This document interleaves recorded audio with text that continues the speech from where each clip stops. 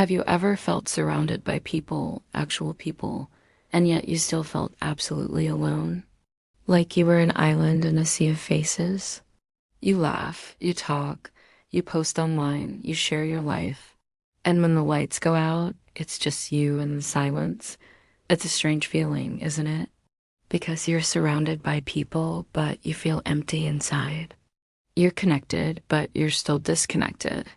You see, loneliness is a universal human experience. We all feel it at some point in our lives. And if we're being honest, it doesn't come from being alone.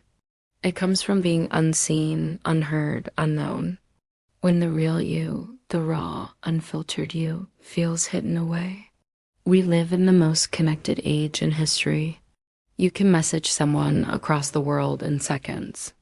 You can scroll through thousands of faces in minutes, but ironically, people are lonelier than ever before. Why? Because attention is not the same as connection. Likes are not love. Followers are not friends.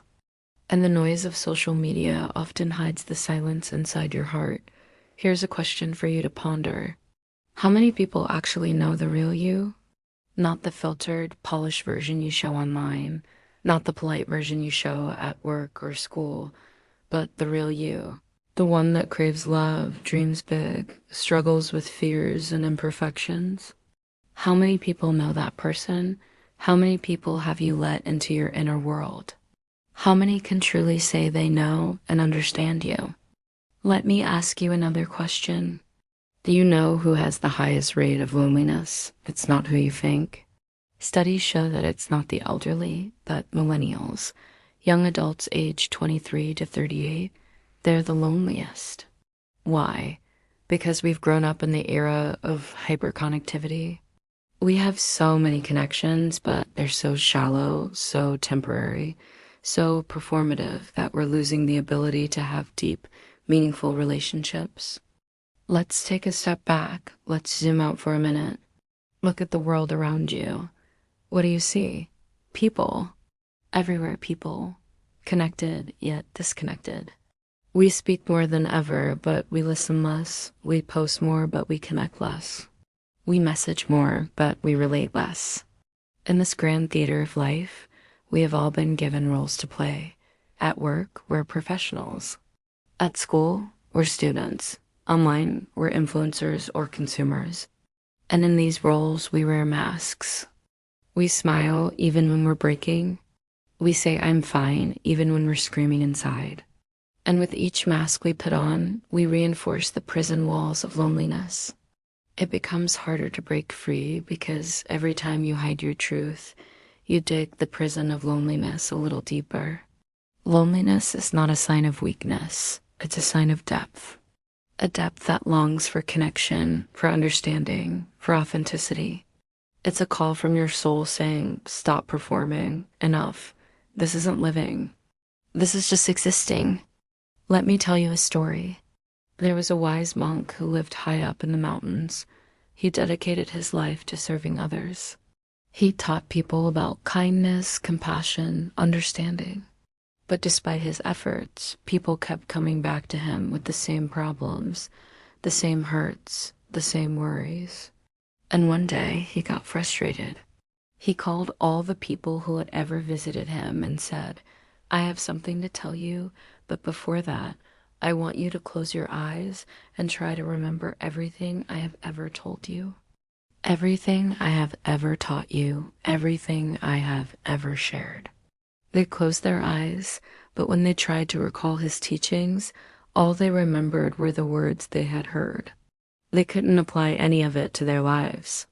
And the wise monk realized that teaching and learning are two different things. To learn, you must do. To grow, you must apply. And so he did something radical. He took away their books, their scriptures, their notes. He said, I will teach you what you need to know, not what you want to know.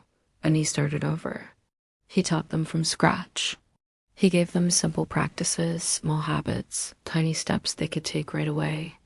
And this time, as they learned by doing, as they applied what they learned, it stuck. Their lives transformed. They carried this wisdom not because they remembered it, but because they lived it.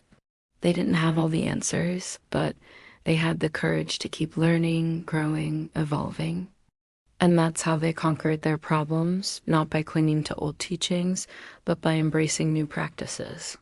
Sometimes moving forward means letting go of what we think we know and starting fresh. You see, loneliness is like a mirror reflecting the hunger within us, the hunger for honesty, for connection, for depth. It's a wake-up call urging us to stop seeking external validation and start nurturing internal growth. But here's the paradox. In our desperate search for connection, we often find ourselves withdrawing further into ourselves. Instead of reaching out, we curl up, hoping to disappear. We stay silent, believing no one cares. We build walls, thinking they'll protect us. But here's the truth. Walls don't keep loneliness out, they keep connection in. As humans, we have an innate need to belong, to be seen, to be heard. It's woven into the fabric of our beings. And when we deny this truth, when we try to numb it with distractions, we only make it worse. Loneliness grows like a weed, choking the garden of our souls. Here's the antidote: vulnerability. It starts with you daring to be real, opening up, just a little letting someone in. It's like loosening the soil in your heart, allowing a seed of connection to take root. The fear of vulnerability, the fear of showing our true selves, is what keeps us locked in this cycle of loneliness. But here's the secret. When you're brave enough to be vulnerable, you give others permission to be real too. And that's where true connection begins. It starts with one person, then ripples outward, creating a wave of authenticity. It's like a stone dropped into a pond. When you're brave enough to show your scars, someone else feels empowered to do the same. When you dare to share your struggles, someone finds the strength to open up about theirs. And in that sharing, in that openness, you create a ripple effect of honesty. You see, true connection doesn't happen overnight. It's a slow burn, a steady ember that glows over time. It needs tending, patience, understanding. But the reward's immeasurable, a rich tapestry of shared experiences, laughter, tears, hopes, and dreams. Life is not meant to be lived in isolation. We are not islands. We are part of a vast ocean of humanity. Our individual drops may seem small, but they're part of a greater whole.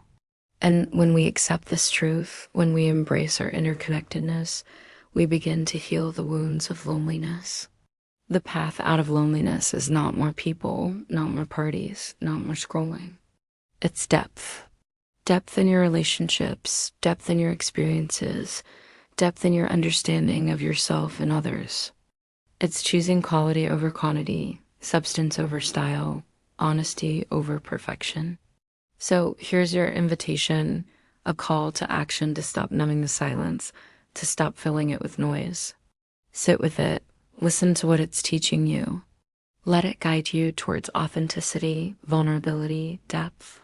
Because the moment you dare to be seen, truly seen, is the moment loneliness begins to fade.